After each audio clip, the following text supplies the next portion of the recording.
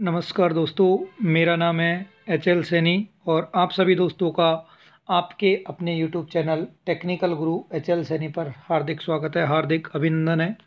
दोस्तों, आज का जो ये सेशन होगा ये इंटरेक्टिव होगा। इंटरेक्टिव का मतलब ये है कि इसमें आपको भी जवाब देना है और साथ साथ में मैं भी इन चीज़ों का साथ में रिप्लाई करूँगा।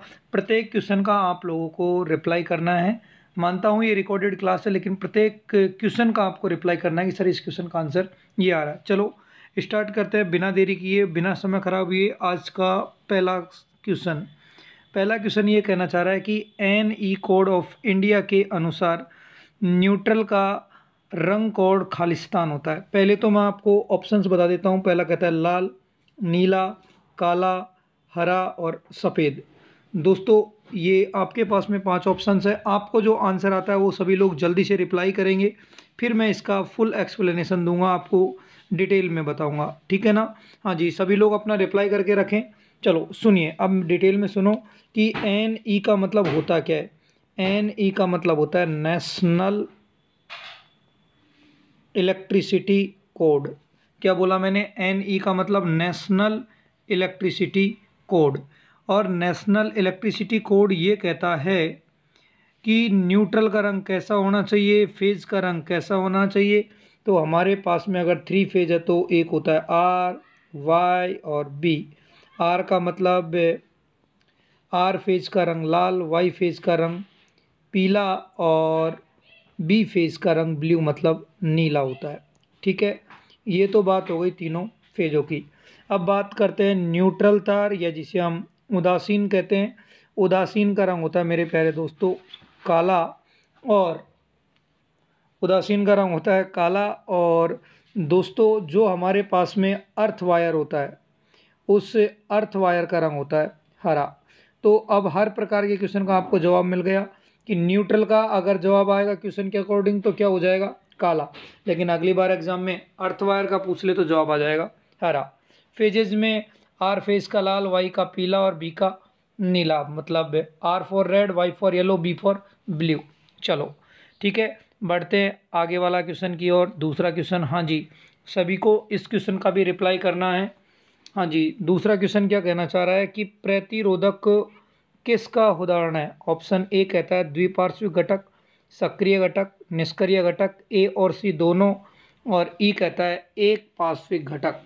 ठीक है, तो सभी लोग अपना आंसर करेंगे और एक बार सॉल्यूशन को डिटेल में सुनने की कोशिश करेंगे। सब अपना रिप्लाई करने के पश्चात ऑप्शंस को देखो। ठीक है ना? हाँ जी, ये प्रत्येक शब्द का मतलब बताऊंगा आप लोगों को। सबसे पहले कि ये सक्रिय घटक का क्या मतलब होता है। सक्रिय घटक, जिस भाई को नहीं आता उसको सुनना है, गौर से सुनना है।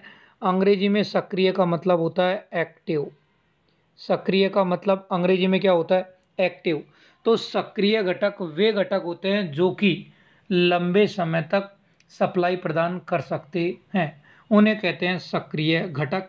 या जिन घटकों में आंतरिक रूप से बढ़ाने की क्षमता होती है उन्हें भी सक्रिय घटक कहते हैं। दोबारा सुनो, सक्रिय घटक का मतलब क्या हुआ कि वे घटक जो कि लंबे समय तक सप्लाई प्रदान कर सकते हैं या जिनमें आंतरिक रूप से संकेतों को बढ़ाने की क्षमता होती है उन्हें कहते हैं हम सक्रिय घटक। तो सक्रिय घटक का उदाहरण हो गया हमारी battery, transistor, op amp, generator, alternator इत्यादि। ये किसके उदाहरण हैं? सक्रिय घटक के। अब बात करते हैं निष्क्रिय, और निष्क्रिय का मतलब होता है अंग्रेजी की भाषा में पैसिव। निष्क्रिय को अंग्रेजी में क्या कहते हैं? पैसिव।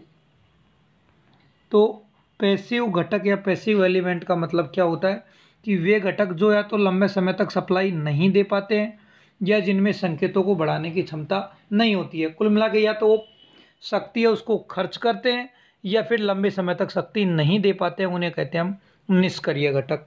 तो निष्क्रिय घटक के उदाहरण में बात करूँ तो पहला उदाहरण आता है प्रतिरोध, दूसरा आता है प्रेरक, तीसरा आता है संधारित्र, चौथे में हम ले सकते हैं हमारा ट्रांसफॉर्मर भी, क्योंकि ट्रांसफॉर्मर है उसको पावर आएगी उसको भेजने का काम करता है। इसके पास में ऐसी कोई व्यवस्था नहीं है कि भाई शक्ति को बढ़ा दे, ऐसा कुछ नहीं है। तो प्रतिरोध, प्रेरक, संधारित्र और ट्रांसफॉर्मर किसके उदाहरण है? निष्क्रिय घटक के। तो प्रतिरोध के रिगार्डिंग एक बात तो निकल करके आ गई कि प्रतिरोध कैसा एलिमेंट है? पैसिव एलिमेंट है, निष्क्रिय घटक। अब दूसरी बात करते हैं कि एक होता है एक पार्श्विक, मतलब जिसे हम कहते हैं यूनी डायरेक्शनल।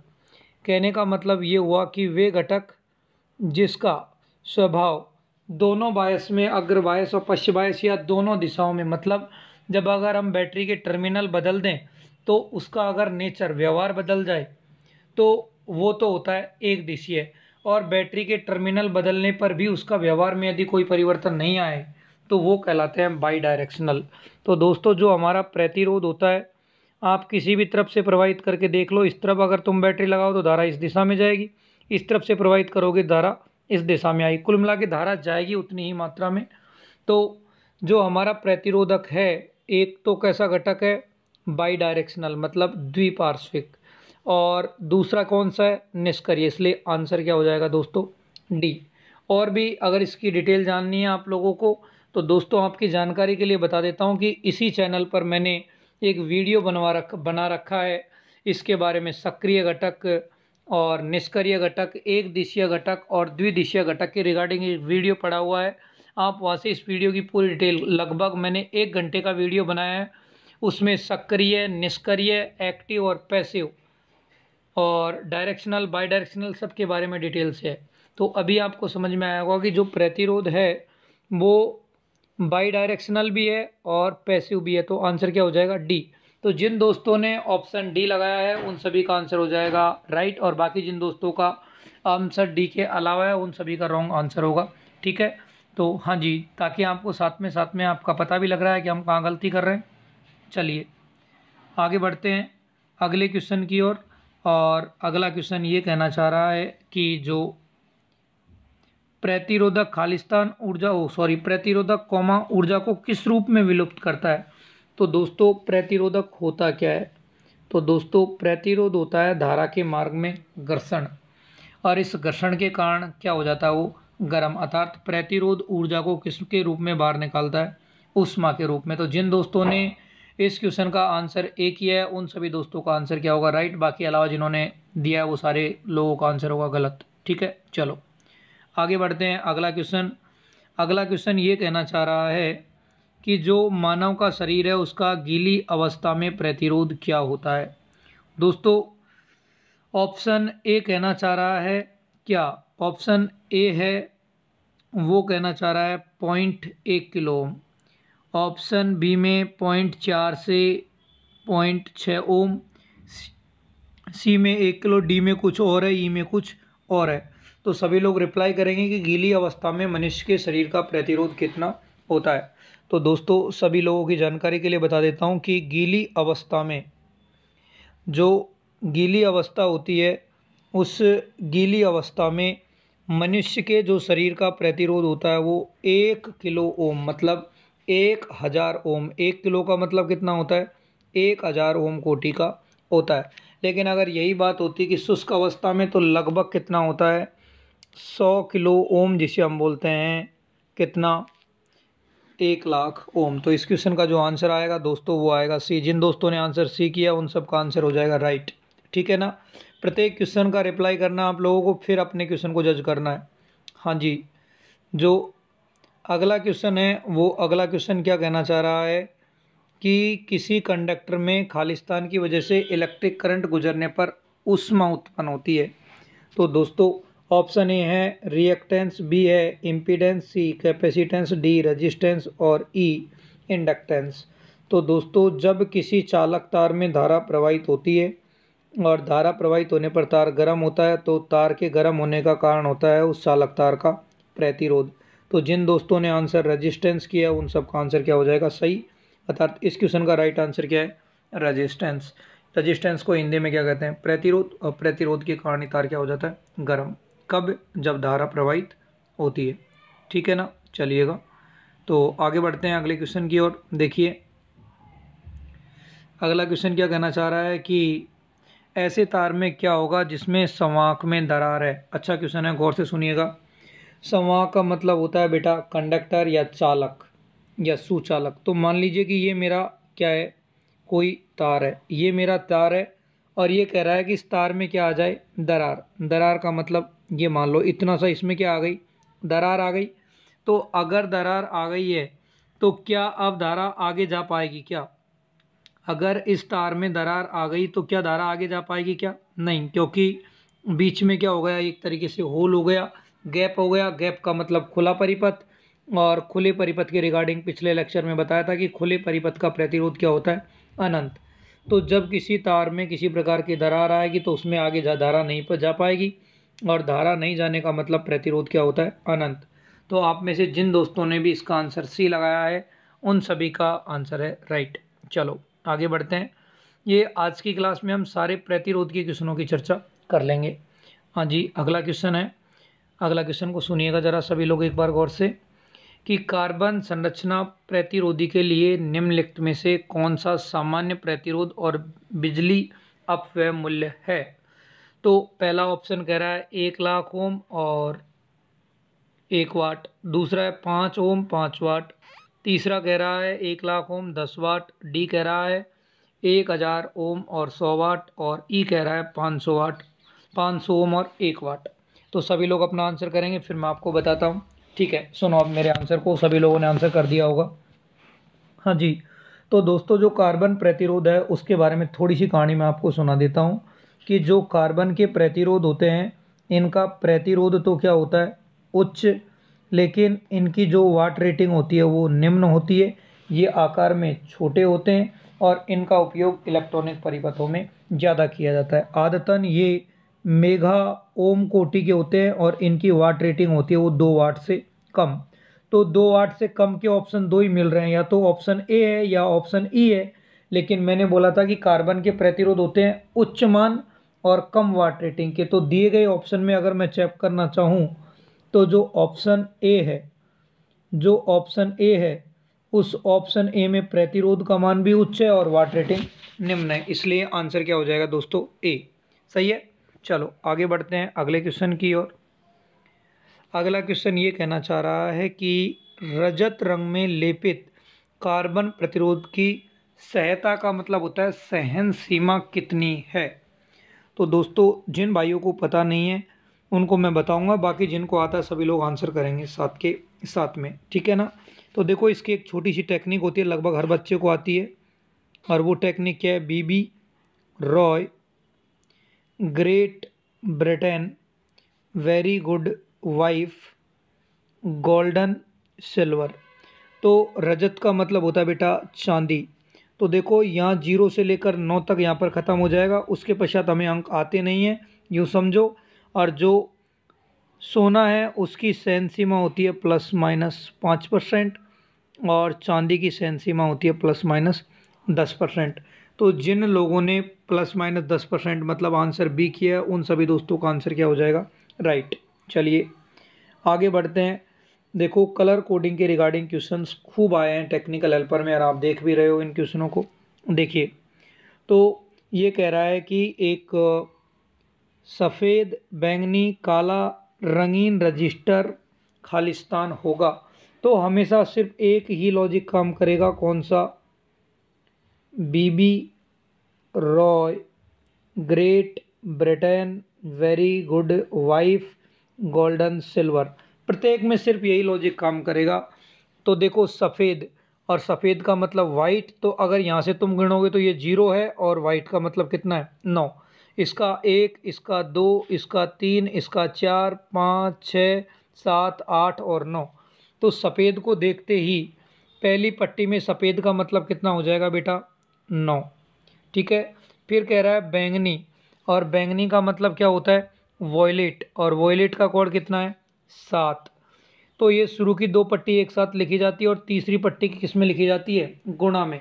जब 4 पट्टी या 3 पट्टी वाला प्रतिरोध होता है तो शुरू की 2 पट्टियों को एक साथ लिखते हैं और तीसरी पट्टी को किस में लिखा जाता है? गुणक में।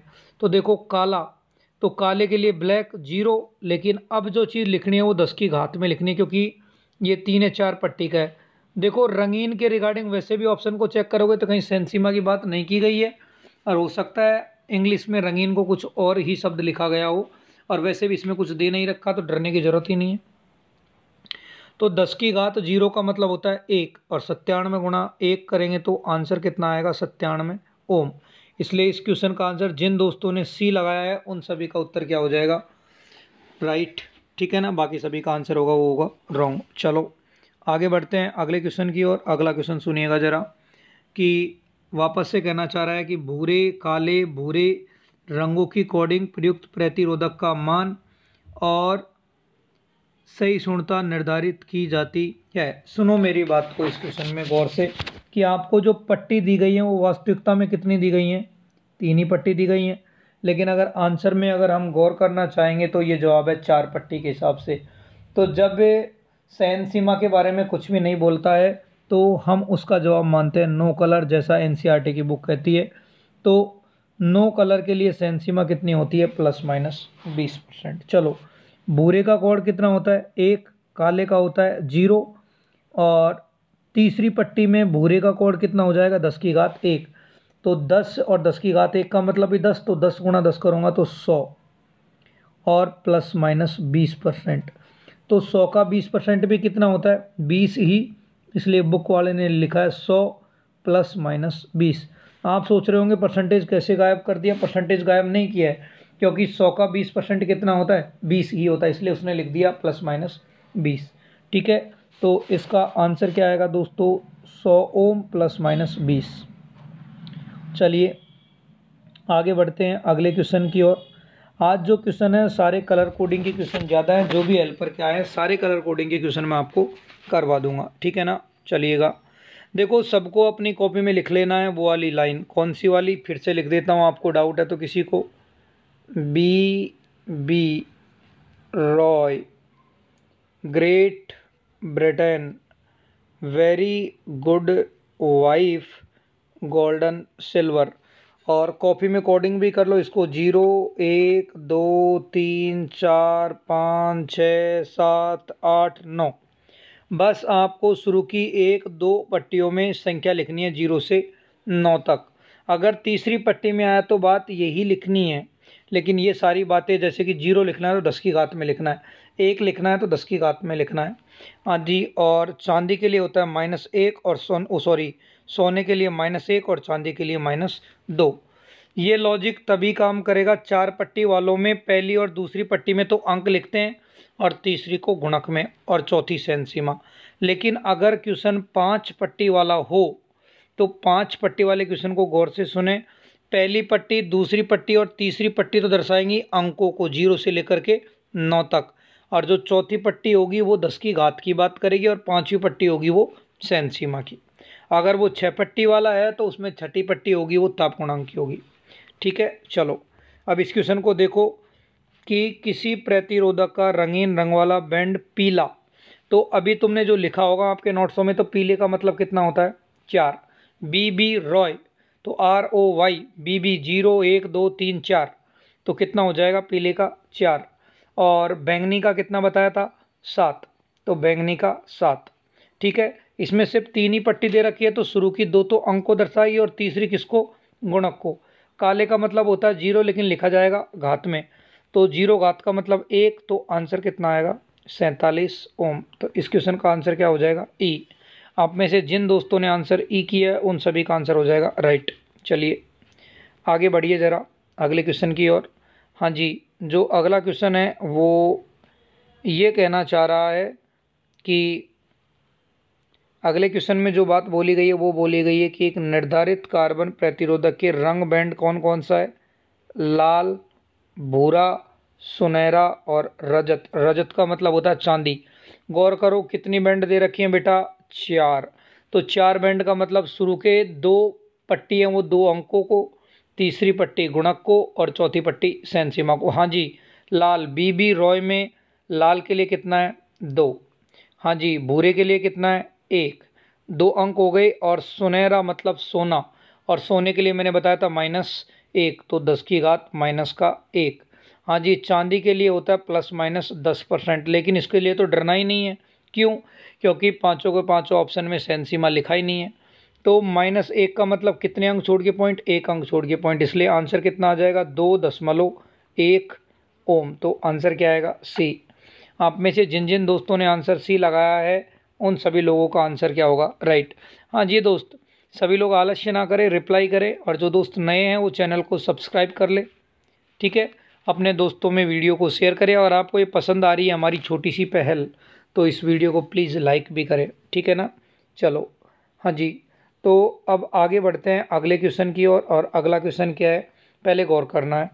नारंगी, नारंगी, काला, भूरा, बैंगनी रंग का रजिस्टर खालिस्तान होगा। गौर करो, 1 2 3 4 और 5 बैंड है। तो जब 5 बैंड वाला प्रतिरोध होता है, जैसे कि ये 5 बैंड का प्रतिरोध है, तो मैंने अभी बताया था 1 बैंड, 2, 3 और ये कितने हो गए 5। तो पहला है वो पहले अंक को दर्शाता है, पहली पट्टी। दूसरा है वो दूसरे अंक को, और तीसरा है वो तीसरे अंक को। मतलब शुरू की जो 3 पट्टियाँ होती हैं वो 0 से लेकर 9 तक के अंक दर्शाते हैं, और जो चौथी पट्टी होती है वो दर्शाती है गुणक को, 10 की घात वाला मैटर, और 5वीं पट्टी दर्शाती है सेन सीमा। 4 वाले में तो शुरू के 2 जो पट्टी है वो अंकों को दर्शाती थी, लेकिन 5 पट्टी वाले में शुरू की जो 3 है वो 3 अंकों को दर्शाती है, चौथी गुणक को और 5वीं सेन सीमा को। तो गलती मत करना, है ना। हाँ जी, नारंगी का मतलब कितना है दोस्तों, नारंगी का मतलब होता है 3, B B Roy, R O, O for orange, orange के लिए 3। फिर दूसरे में बोला है नारंगी 3, फिर काला, और काले के लिए 0। तो शुरू के तो 3 अंक हो गए, और चौथा पे क्या है भूरा, और भूरे का मतलब होता है 1, मतलब 10 की घात 1। और जो बैंगनी है उस बैंगनी की सेन सीमा के रिगार्डिंग हमें एग्जैक्ट कुछ मालूम नहीं होता, हालांकि कुछ बुक वाले 0.1 लिखते हैं, लेकिन वो सही नहीं है क्योंकि एनसीईआरटी इन बातों को नहीं मानती है। ठीक है ना। तो आप सेन सीमा को छोड़ो, वैसे भी क्वेश्चन में सेन सीमा नहीं दी हुई है, तो डरने की कोई बात नहीं है। सुनो, तो 10 की घात 1 का मतलब 1, 10 की घात 1 का मतलब सॉरी 10, तो ये कितना हो जाएगा 3300 ओम। लेकिन ऑप्शन में कहीं 3300 लिखा ही नहीं है, तो इसको किलो में बदलेंगे तो 1000 का भाग लगाएंगे तो कितना हो जाएगा 3.3 किलो ओम। इसलिए आंसर कौन सा हो जाएगा ए। आप में से जिन भाइयों ने आंसर ए लगाया है उन सभी का आंसर हो जाएगा राइट, और जिन्होंने इसके अलावा कोई उत्तर मारा उन सभी का आंसर हो जाएगा रॉन्ग। ध्यान रखना कितनी पट्टी का क्वेश्चन था, 5 का, गड़बड़ मत करना।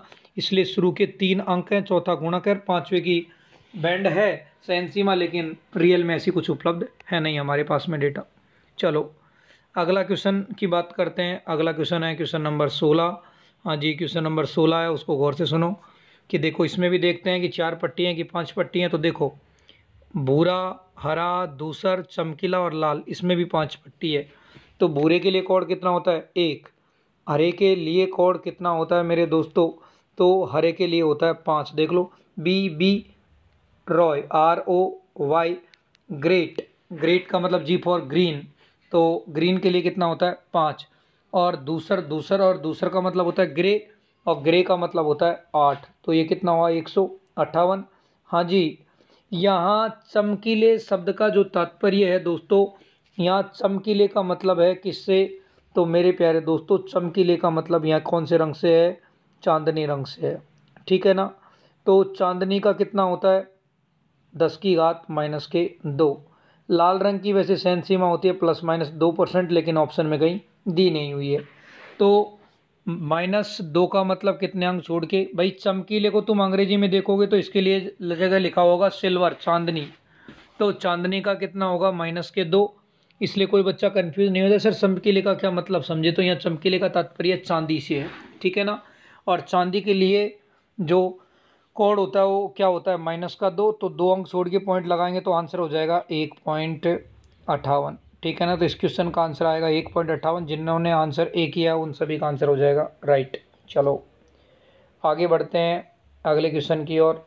अगला क्वेश्चन कह रहा है कि यदि किसी प्रतिरोधक के 3 बैंड पीले, बैंगनी और ब्राउन है तो प्रतिरोधक का मान क्या होगा। तो जब 3 बैंड वाला ही क्वेश्चन होता तो पहली और दूसरी पट्टी होती है वो अंक को दर्शाती है, और तीसरी पट्टी गुणक को। ठीक है ना। पीले, येलो, येलो का मतलब होता है मेरे दोस्त 4, और बैंगनी का मतलब होता है दोस्तों 7। तो शुरू की 2 पट्टी तो ये हो गई। हाँ जी। और फिर कह रहा है ब्राउन, और ब्राउन का मतलब होता है भूरा, और भूरे का मतलब होता है दोस्तों 10 की घात 1। ठीक है ना। तो 10 की घात 1 का मतलब 10, तो 47 गुणा 10 करूँगा तो कितना हो जाएगा 470 ओम। तो इसका आंसर क्या आ जाएगा ए 470 ओम। चलिए आगे बढ़ते हैं। अगला क्वेश्चन को गौर से सुनिएगा ज़रा। अगला क्वेश्चन है वो थोड़ा सा उल्टा पूछा है। तो 5% सहन सीमा और 47 ओम वाले प्रतिरोधक के रंगों की पट्टियों का नाम क्या होगा? तो 47 किलो ओम का मतलब यही तो होगा, 47 गुणा 10⁻3, क्योंकि किलो का मतलब 10⁻3। तो 4 का मतलब होता है दोस्तों पीला, सभी में पीला ही दे रखा है। और 7 का मतलब होता है बैंगनी, तो देखो सभी में पीला और बैंगनी दे रखा है, तो यहाँ तो देखना ही नहीं था। हाँ जी 3, और 3 का रंग मतलब कौन सा होता है? तो 3 का मतलब होता है नारंगी, B Roy, ROO for orange. तो तीसरा 10⁻3 का मतलब तीसरा, और तीसरे का मतलब होता है नारंगी। ठीक है, दो जगह आपको नारंगी मिल रहा है, सी और ई में। और 5% और 5% सीमा किसकी होती है? सोने की। तो ध्यान रखना आंसर क्या आएगा? ई, क्योंकि 4 का मतलब पीला, 7 का मतलब बैंगनी, और 10⁻3 का मतलब नारंगी, और 5% सेंसीमा किसकी? सोने की। तो सुनहरा, इसलिए आंसर क्या आएगा? डी। आप में से जिन्होंने आंसर, सॉरी डी नहीं, इसका आंसर ई, जिन लोगों ने आंसर ई किया है उन सभी का आंसर हो जाएगा राइट। चलिए, हाँ जी, आप सभी लोगों को लग रहा होगा इस क्लास में काफ़ी मज़ा आ रहा होगा, अच्छा भी लग रहा होगा कि यार हाँ अच्छे क्वेश्चंस आए हैं। सही है कि नहीं है? अगर ऐसा लग रहा है कि हमको बोरियत कर रहे हैं, सर परेशान कर रहे हैं, ऐसा तो कुछ नहीं है, मज़ा आना चाहिए क्लास के अंदर। हाँ जी, अगला क्वेश्चन है वो, अगला क्वेश्चन ये है कि निम्नलिखित में से कार्बन कोडेड प्रतिरोधक में किसका मान 20% सहन सीमा के साथ में 10 किलो ओम होगा? तो सुनो मेरी बात को कि 10 किलो ओम का क्या मतलब है, इसका आंसर यहाँ निकाल देते हम। देखिए 10 किलो, और किलो का मतलब होता है 10⁻3, और सहन सीमा कितने दे रखी है? ±20%। तो देखो पहले 1 और 1 का मतलब होता है दोस्तों भूरा, 0 और 0 का मतलब होता है काला, और 3 का मतलब क्या होता है? B Roy, O for orange, नारंगी। ठीक है, और 20% का मतलब होता है कोई रंग नहीं। तो देखो भूरा, काला, नारंगी और कोई रंग नहीं, तो ऑप्शन डी में तुम देख रहे होगे भूरा, काला, नारंगी, कोई रंग नहीं। तो इस क्वेश्चन का जो आंसर आएगा मेरे प्यारे साथियों, वो आंसर क्या आएगा दोस्तों? डी आएगा। ठीक है ना? तो शायद आज के इस सेशन में तो केवल हम इन 19 क्वेश्चनों की चर्चा करेंगे, बाकी जो चर्चा है वो अगले क्वेश्चन में करेंगे, अगले सेशन में करेंगे। यदि आपको हमारी ये पहल पसंद आ रही है तो दोस्तों इस वीडियो को लाइक करें, अपने दोस्तों में शेयर करें। एक दूसरी खास बात जो मैं अभी आपको बता रहा हूँ कि डेली मैं मेरे कम्युनिटी टेब पर 1 या 2 क्वेश्चन डालता हूँ, तो आप उन क्वेश्चनों को वहाँ पर देखें और रिप्लाई करें, ताकि आपको पता लगे कि हम किस प्रकार से क्वेश्चंस का क्या जवाब देते हैं। ठीक है ना? चलो आज के इस वीडियो के लिए तो केवल इतना ही, सुनने के लिए थैंक यू।